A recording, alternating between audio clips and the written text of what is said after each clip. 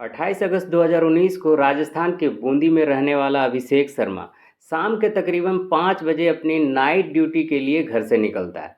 अक्सर वो शाम को ड्यूटी पर जाने के बाद अगले दिन सुबह 8 बजे तक घर आ जाता था। वह राजस्थान पुलिस में कांस्टेबल की जॉब करता था। 28 तारीख को भी सब कुछ नॉर्मल था। वह शाम को ड्यूटी पर जाता है, अगले दिन यानी कि 29 अगस्त को आ जाता है, लेकिन वह सुबह अपने घर वापस नहीं आता है। घरवाले उनके नंबर पर कॉल करते हैं तो उनका नंबर भी स्विच ऑफ आता है। पेरेंट्स को लगा कि शायद डबल ड्यूटी कर रहा होगा, इसलिए शाम तक घर वापस आ जाएगा। वो 29 तारीख की शाम तक उसका इंतज़ार करते हैं, लेकिन शाम तक भी न तो अभिषेक शर्मा की कॉल आई थी और ना ही वो घर वापस आता है। अब अभिषेक के घर वाले परेशान हो जाते हैं और वह उनके साथ में काम करने वाले दोस्त को कॉल करते हैं। और जब उससे बात होती है तो खुलासा कुछ नया होता है कि 28 तारीख को अभिषेक शर्मा ड्यूटी पर आया ही नहीं था। अभी तक तो घर वालों को शक था कि अभिषेक शर्मा के साथ कुछ गलत ना हो गया हो, लेकिन अब उनका यह शक यकीन में बदल गया था, क्योंकि ऐसा आज से पहले कभी नहीं हुआ था कि अभिषेक घर से ड्यूटी के लिए निकला हो और ड्यूटी पर न गया हो। अब अभिषेक शर्मा के घर वाले बूंदी पुलिस स्टेशन में मिसिंग रिपोर्ट फाइल करते हैं और पुलिस अपनी इन्वेस्टिगेशन स्टार्ट करती है। सबसे पहले पुलिस अभिषेक शर्मा की मोबाइल लोकेशन निकालती है तो मालूम चलता है कि 28 अगस्त 2019 की रात 12 बजे के आसपास मोबाइल ऑन था और रात के 12 बजे वो सवाई माधोपुर के विजयगढ़ के किले में था, जो कि उसके घर से 136 किलोमीटर की दूरी पर था। अब पुलिस अभिषेक के घर वालों से पूछती है कि आखिर अपने घर से 136 किलोमीटर की दूरी पर वो इतनी रात को क्या कर रहा था, और वो विजयगढ़ के किले में, जो कि एक सुनसान इलाका था। पुलिस घर वालों से पूछती है कि क्या अभिषेक का सवाई माधोपुर में कोई रिश्ता है, क्या वहाँ पर उसका कोई दोस्त भी है। और यहाँ पर यह कहानी दूसरी दिशा में चली जाती है। तो आखिर अभिषेक शर्मा के साथ क्या हुआ था, वह अपने घर से 136 किलोमीटर की दूरी पर क्या कर रहा था, और क्या उसके साथ अनहोनी हुई थी। तो चलिए आज के इस वीडियो में राजस्थान के बूंदी शहर के इस हत्याकांड के पीछे की पूरी सच्चाई जानते हैं। नमस्कार दोस्तों, दिल से स्वागत है आपका फिर से एक नई और सच्ची क्राइम स्टोरी में। दोस्तों, यह वीडियो आप तक लाने का उद्देश्य किसी का दिल दुखाना या परेशान करना नहीं, बल्कि आपको सचेत और जागरूक करना है। अब अभिषेक शर्मा के परिवार वाले पुलिस को बताते हैं कि सवाई माधोपुर में अभिषेक की कुछ साल पहले शादी की गई थी, यानी कि सवाई माधोपुर में अभिषेक का ससुराल था। और जब उसकी पत्नी के बारे में पूछा जाता है तो घर वाले बताते हैं कि अभिषेक की पत्नी दिव्या के साथ उसके रिश्ते कुछ खराब हो गए हैं, जिसके चलते दिव्या ने कोर्ट में डाइवोर्स एप्लीकेशन दे रखी है और अभिषेक से तलाक चाहती है। अब इस बात को सुनते ही पुलिस को शक जाता है कि हो न हो अभिषेक उस रात दिव्या यानी अपनी पत्नी से मिलने गया हो, उसको मनाने गया हो और वहीं उसके साथ कुछ अनहोनी हो गई हो। यानी कि जो पूरा शक है वो अभिषेक की पत्नी दिव्या और उसके घर वालों की तरफ जाता है। पुलिस सवाई माधोपुर पहुंचती है। दिव्या और उसके परिवार वालों से पूछताछ की जाती है। दिव्या से पूछने पर बताती है कि उसने ऑलरेडी कोर्ट में डाइवोर्स एप्लीकेशन डाल रखी है और अभिषेक शर्मा कहाँ है उसे नहीं पता, ना ही वो उससे मिली है। लेकिन पुलिस का शक दिव्या की तरफ जा ही रहा था, इसलिए दिव्या की मोबाइल लोकेशन चेक की जाती है और उसमें पाया जाता है कि जिस रात अभिषेक गायब हुआ, जिस रात उसकी लोकेशन विजयगढ़ इलाके में थी, विजयगढ़ किले के पास थी, उस टाइम पर दिव्या की लोकेशन उसके साथ नहीं थी। यानी कि दिव्या पर पुलिस का शक जो जा रहा था, लेकिन कोई एविडेंस नहीं मिल रहा था। जब दिव्या से यह कारण पूछा गया कि वो अभिषेक से तलाक क्यों चाहती है, तो इस पर उसने कोई जवाब नहीं दिया और यहाँ पर पुलिस का शक और भी गहरा हो जाता है। लेकिन पुलिस के पास ऐसा कोई एविडेंस मिल नहीं रहा था, इसलिए वो दिव्या और उसके घर वालों से सख्ती से पूछताछ नहीं कर पा रहे थे। और इसी बीच पुलिस अभिषेक शर्मा की कॉल डिटेल निकालती है तो उसमें एक नंबर उन्हें मिलता है जिस पर आखिरी बार अभिषेक शर्मा ने बात की थी, और उस नंबर पर अक्सर वह घंटों तक बातें किया करता था। और यह नंबर दिव्या का नहीं बल्कि किसी और लड़की का था, जिसका नाम था श्यामा शर्मा।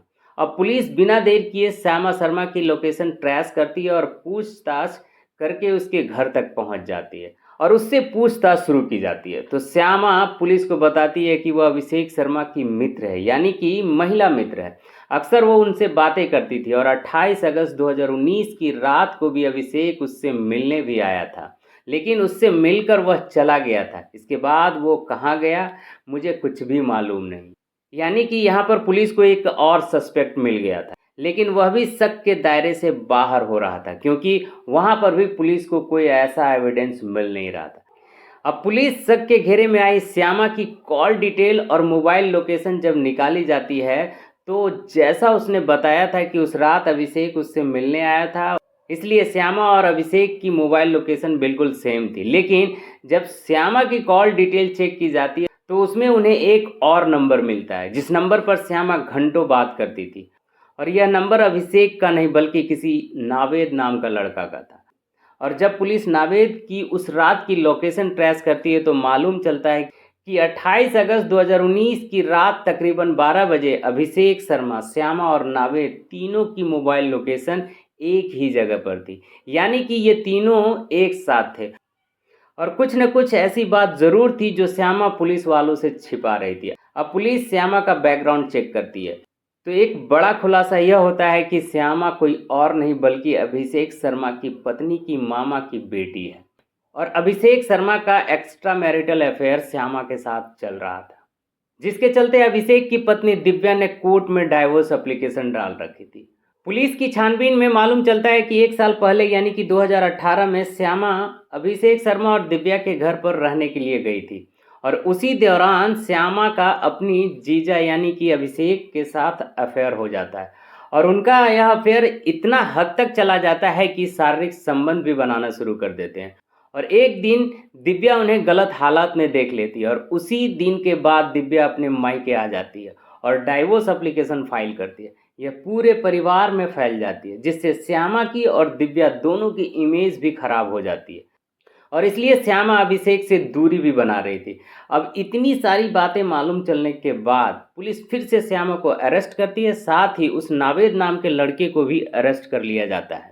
और जब सख्ती से इनसे पूछताछ की जाती है, तो यह दोनों टूट जाते हैं और यह पुलिस को बताते हैं कि अभिषेक शर्मा अब इस दुनिया में नहीं रहा और उन्हें श्यामा और नावेद ने मिलकर मारा है। अब पुलिस पूछती है कि जब तुम अभिषेक से इतना प्यार करती थी तो तुमने अभिषेक को क्यों मारा। तो श्यामा इस पर बताती है कि जब दिव्या को हमारे रिश्ते के बारे में मालूम चल जाता है, उसके बाद परिवार में बहुत ज़्यादा प्रेशर था श्यामा के ऊपर कि किसी तरह से अभिषेक से दूर हो जाए, क्योंकि दिव्या और अभिषेक का घर टूट रहे थे। इसलिए श्यामा अभिषेक से दूरी बना रही थी और इसी बीच उन्हें एक लड़के से भी प्यार हो जाता है जिसका नाम होता है नावेद। और अब नावेद से शादी करना चाहती थी, लेकिन नावेद के साथ शादी होने के बीच में उसमें सबसे बड़ा रोड़ा था अभिषेक शर्मा। वो अपनी बीवी को भी नहीं छोड़ पा रहा था और श्यामा को भी नहीं छोड़ना चाहता था। साथ ही श्यामा से यह भी कहता था कि तुम्हारी वजह से मेरा परिवार टूट गया है, तो तुम मेरा साथ नहीं छोड़ सकती हो। इसलिए श्यामा नावेद से मिलकर एक प्लान बनाती है कि अभिषेक को रास्ते से हटाना ही पड़ेगा। इसलिए 28 अगस्त 2019 को अभिषेक को कॉल करती है और कहती है कि आज मेरा बर्थडे है, मुझसे मिलने के लिए आ जाओ। वो पहले डिनर करते हैं। डिनर के बाद श्यामा अभिषेक से कहती है कि चलो विजयगढ़ के किले में चलते हैं, और वह दोनों जाते हैं तो पीछे पीछे नावेद भी वहां पर आ जाता है और मौका पाकर नावेद एक रॉड से अभिषेक के सर पे वार कर देता है, जिससे वो बेहोश हो जाता है और घायल हो जाता है। इसके बाद वो गला दबाकर उसकी हत्या कर दी जाती है, जिसमें श्यामा और नावेद दोनों शामिल थे। उसके बाद उसकी डेड बॉडी को विजयगढ़ के किले में ही गड्ढा खोद कर दफना दिया जाता है। साथ ही उसकी आईडी और उसके कपड़े सारे निकाल कर उनको एक कुएं में फेंक दिया जाता है और उनकी मोटरसाइकिल जिससे वो सवाई माधोपुर गया था उसे भी एक तालाब में फेंक दिया जाता है। अब श्यामा और नावेद ने अपना गुनाह कबूल कर लेता है और उसकी निशानदेही पर विजयगढ़ के किले में अभिषेक शर्मा की डेड बॉडी भी प्राप्त कर ली जाती है और कुएं से उनके कपड़े भी प्राप्त कर लिए जाते हैं और उसकी जो मोटरसाइकिल तालाब में फेंकी गई थी वो भी वहां से मिल जाता है। लंबी कार्रवाई चलती है, चार्जशीट दाखिल होती है और फाइनली दिसंबर 2024 में कोर्ट की तरफ से श्यामा को उम्र कैद की सजा सुनाई जाती है। हालांकि नावेद को अभी सजा नहीं सुनाई गई है। फ्यूचर में उसके खिलाफ सबूत मिलेंगे तो उसको भी सजा मिलेगी, लेकिन इस केस में हमें यह सीखने को मिलता है एक छोटी सी गलती आपकी बने बनाए परिवार, आपके समाज में इमेज सभी को खराब कर सकती है। इसलिए रिश्तों को बहुत संभाल कर बनाना चाहिए और बहुत संभाल कर रखना चाहिए। अपनी राय कमेंट बॉक्स में ज़रूर दीजिएगा। ऐसे ही वीडियो देखने के लिए हमारे चैनल को सब्सक्राइब ज़रूर कर लीजिएगा। ये वीडियो यहीं तक, मिलते हैं हम लोग नेक्स्ट वीडियो में एक नई और सच्ची क्राइम स्टोरी के लिए। तब तक के लिए जय हिंद, जय भारत।